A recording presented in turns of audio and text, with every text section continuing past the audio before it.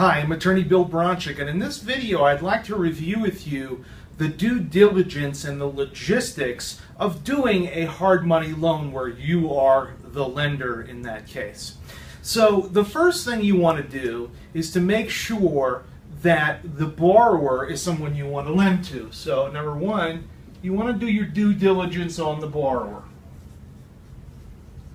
Now, when I say borrower, is this an entity you're lending to, like an LLC or a corporation? Not a bad idea to get a personal guarantee in addition to a signature of the borrower as, let's say, manager of the LLC. And it's very simply done by, on the promissory note, just having two signatures, one on behalf of the company and one individually. And that will, in the case of default, not only can you go after the property and the LLC, but you can go after the individual and his personal assets. So that'll give you additional protection. But more generally, you want to do your due diligence. You want to get a credit report, not necessarily to see the FICO score, but to see how leveraged and what kind of trouble they might have been in the past or might be looking at in the near future. You want to get some references. You want to get bank statements, maybe 2 or 3 months worth of bank statements to show that they have some money in the bank to make the monthly payments on the note. And by the way, there's two ways to do it. You can get monthly payments on the note and have a balloon, or you can just have no monthly payments and have it all accrue and then get paid at the end.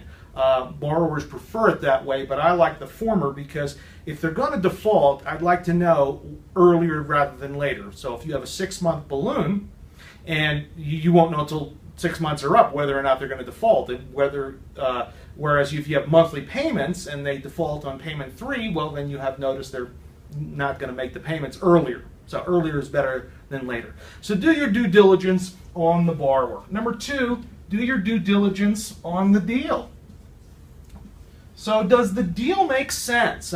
What you'd like to see is if this borrower you're lending to, let's say it's going to do a buy, fix, and flip, you'd like to see a spreadsheet of their numbers, what they think it's going to cost to fix, what kind of profit. Does the deal make sense? Because if the deal doesn't make sense, first of all, ethically, I don't think you should be lending money to someone who's not going to make any money and you're making all the profit.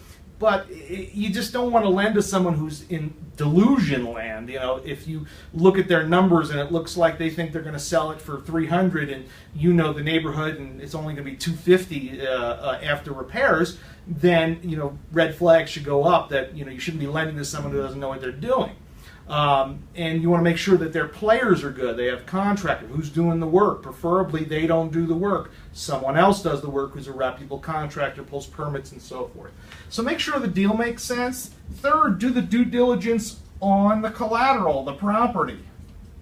Is there enough equity? And I would recommend, obviously, be in first position.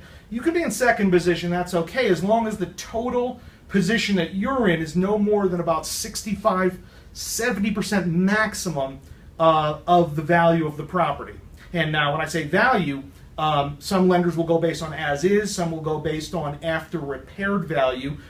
It's fine to go with after repaired, but if you have money that you're lending them that they're going to use to fix it up, don't hand that over at closing. Put it in an escrow, and when they do the work, or as they do the work in chunks, you can release that money from escrow. Otherwise, they could just take all the money and run, and then your after repaired value isn't there because it was never repaired. So, good tip there. So, make sure, of course, you do a title search and get a title insurance policy that guarantees that you're in first or second position. There are no other liens on the property. You want to make sure that the borrower, has the legal authority that they are the owner, or that their LLC or whatever is the owner, and they have the right to convey a mortgage or deed of trust as a lien on the property. So due diligence on the borrower, number 1, very important, on the deal, on the collateral, and then number 4, your due diligence on the paperwork. So you want to make sure you're in compliance with any applicable state laws that come with commercial lending. And in most states, there's very little, if no, regulation on commercial peer-to-peer lending. That is, you're lending to someone who's not going to live there, and it's a company. So first of all, you shouldn't lend to anybody that's going to live there, or even you suspect is going to live there, because now you're a consumer lender, and there's all kinds of state and federal restrictions and laws and things you can trip over. Do not do that. So if you're lending to someone who's a company, clearly not something he's going to live in, then you're in commercial lending, and again, very little regulation. Some states require that you do have a license if you regularly do loans. Some states may have particular disclosures. You have to worry about a usury rate in the state. So for example, if the usury rate is 21% or even lower, 18%, and you're charging 15% plus 5 points up front, well, on a 3 or 4 month loan, that's clearly total interest more than 18%. So make sure you understand what the usury laws is and whether or not points paid up front are considered part of the interest being charged. You want to get a promissory note, again, signed individually by the borrower in addition to maybe their corporate entity. You want to make sure you have an adequate mortgage or deed of trust. And again, I can't stress this enough. Use an attorney to come up with a good set of forms for a note and mortgage or note and deed of trust. And make sure that every I is dotted and every T is crossed on this. I can't stress this enough. And make sure that it says in that mortgage or deed of trust that they must name you as an insured on the insurance policy. And in many cases, if it's a first mortgage, I would ask for proof of that insurance at closing before the funds are released by the closing agent to the borrower. So they have to show up with a binder or proof that upon payment, which the closing agent can actually collect the premium out of closing to pay for that. And then you have to decide whether or not you're going to roll the points that you're charging into the loan balance or whether you're going to make the borrower pay up front. Again, the more they have out of pocket, the more skin they have in the game, less likely they're going to default. So, especially if someone you don't know, I'd probably make them pay the points up front. Make sure that they have the reserves in a bank account for the monthly payments on the note, and make sure that they are someone that obviously you want to lend to based upon your due diligence on the person.